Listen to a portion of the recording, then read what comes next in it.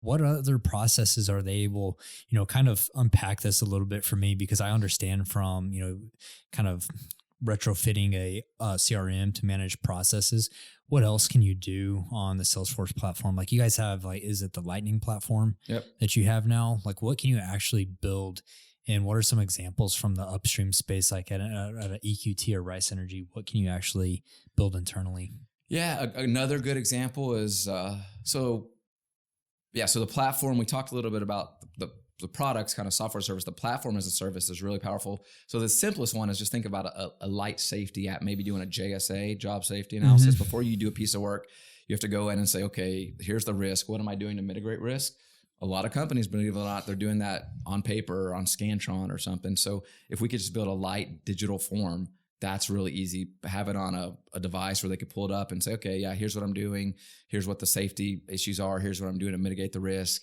Then you could start thinking about gamifying that, putting together, reports. Here's all the people that aren't doing the right things. We need to do some enhanced training and specialization in this team because they don't know what they need to do when they're welding in a confined space. You guys are going to be narcs. You're going to be the snitches. Well, I'm just playing. Continuous improvement. Yeah.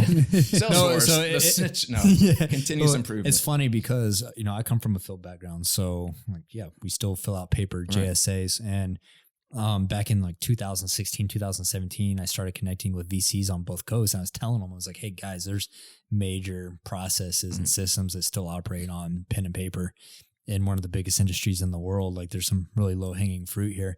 And you have some companies that are focusing specifically on, building out a JSA platform, to get it off paper.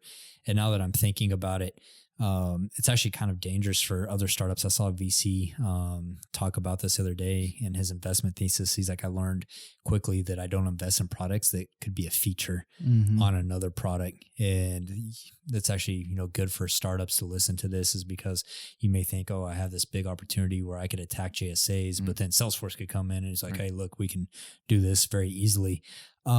So that's kind of a side tangent thought, I see two other major opportunities. So obviously everything you mentioned with Rice was 100% spot on, but two major things have happened. Two acquisitions have happened really since they originally set that up, right? Like you mentioned, MuleSoft and then the Tableau as well, right? So MuleSoft, if I remember correctly, I don't know if it's technically master data management, but it is like an integration layer. ETL, data warehouse, integration, transfer. I don't know. It's an integration platform to kind of declaratively build out all these point-to-point integrations. Yeah, so it makes the integrations really, really easy, right? On top of the Lightning platform, which is already very easy. Right. And then now you've got Tableau, which I think is really interesting considering the market share that somebody like Spotfire has in upstream oil and gas. It seems like every oil and gas company that we've talked to in the last couple of years is now using Spotfire, at least in one department. And so I see a huge opportunity because the one thing what I see as a weakness of Spotfire is that it's not built to be a computational layer. And that's what it's used as 99% of the time, right? It's meant for data visualization. Right. They don't have that Lightning platform backend. They don't necessarily have that MuleSoft backend. So I see that as a huge opportunity for somebody like Salesforce to come in. Yeah, can you dive into these a little bit? What is the Lightning platform? What is Tableau? What is it Mule? MuleSoft. So yeah, it is confusing. So the platform is kind of the capabilities to build all this stuff out. So you would say if you deconstructed the CRM into individual modules, so that's really the Lightning platform? Well, not really, because the lowest, so I'm going to go really meta on here. So the lowest common denominator is just platform as service, where you're taking, so I didn't really talk about it when I said why I went to Salesforce. The other key component of that is the tech. The technology is amazing. So, when I was before I started, they said, okay, you're interested here, go play around with it. And I built a lease acquisition app in about a week. It was a rough prototype, but it was all declarative drag and drop, where the companies I've been involved with, we were a year and a half in and still hadn't had a commercial product because the technology was somewhat outdated. So the technology is pretty amazing. It's declarative, it's drag and drop, it's wizards. We like to say clicks, not code.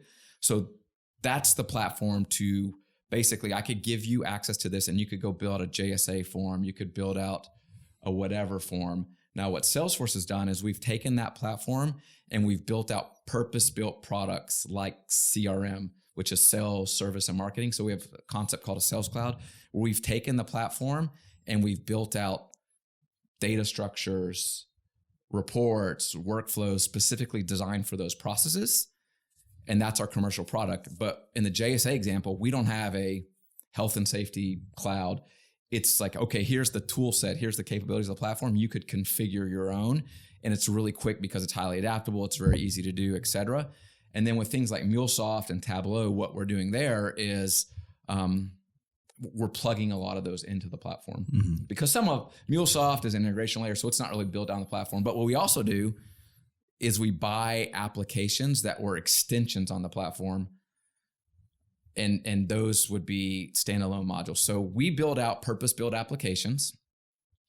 Our customers, we just say, here's the platform, go build out your own thing, which works for a super major who can build out their own center of excellence, or the Rice EQT guys who build a Salesforce team.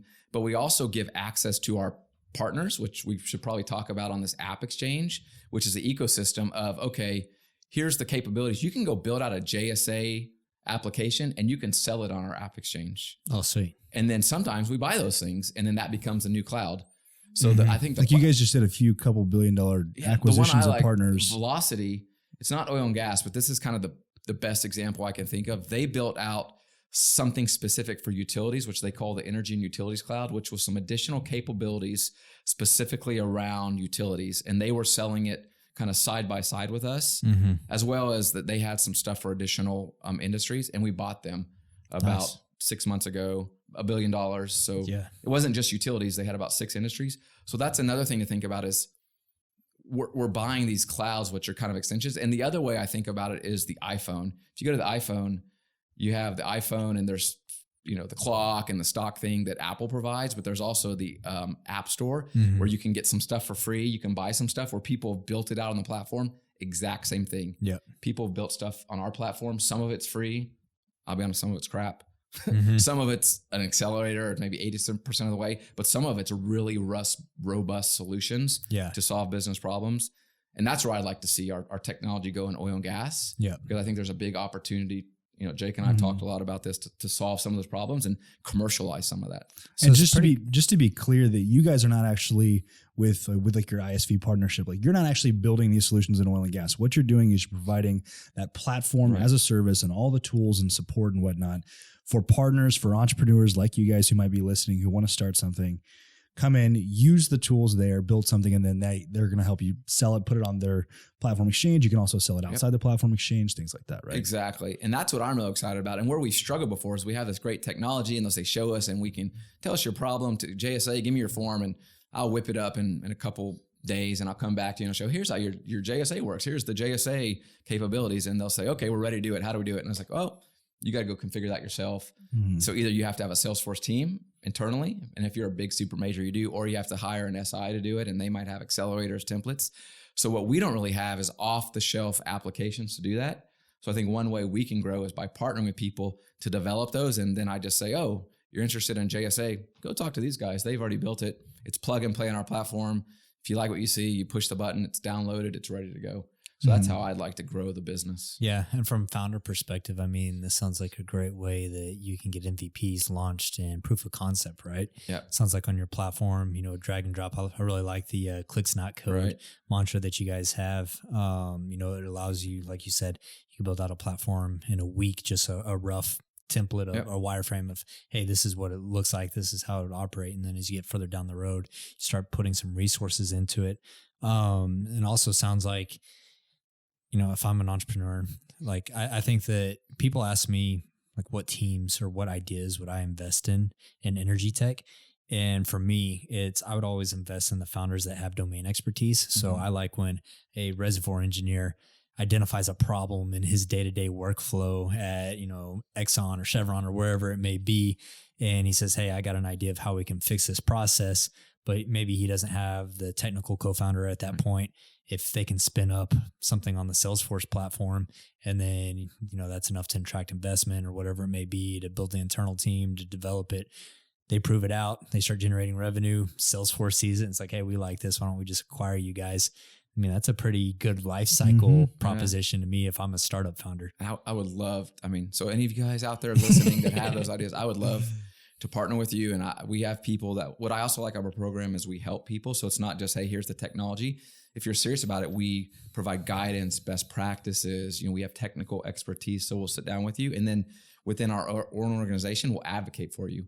So there's people that will kind of manage that relationship, that will advocate for you. Because think about Salesforce. We have this amazing we're selling software, our own solutions, but also we have, people advocating for our partners and trying to get our salespeople to know about them.